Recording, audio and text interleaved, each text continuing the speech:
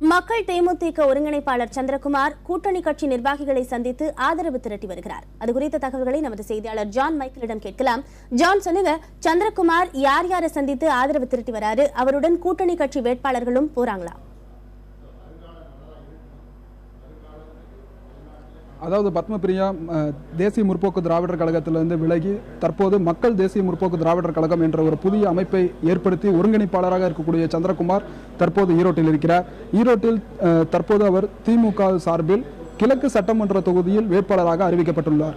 எனவே திமுக கூட்டணி நிர்வாகிகளை சந்தித்து தனக்கான ஆதரவை திரட்டும் வண்ணமாக அவர் தனது பரப்புரையை மேற்கொண்டிருக்கிறார் என்றுதான் சொல்ல வேண்டும். இவருடன் திமுகவினுடைய வேட்பாளர்கள் முன்னாள் அமைச்சர் முத்துசாமி, மொடக்குறிச்சி வேட்பாளர் SLT சச்சிதானந்தம், KP சாமி உட்பட முக்கியமான வேட்பாளர்கள் அனைவரும் திரண்டு காங்கிரஸ் கட்சி நிர்வாகிகளை முதல் கட்டமாக சந்தித்து தங்களுடைய ஆதரவை கேட்டிருக்கிறார்கள். தற்போது நாம் காங்கிரஸ் கட்சியினுடைய அலுவலகத்தில் இருக்கோம். அங்கு அதற்கான ஆலோசனை கூட்டம் நடைபெற்று வருகிறது. பத்மபிரியா.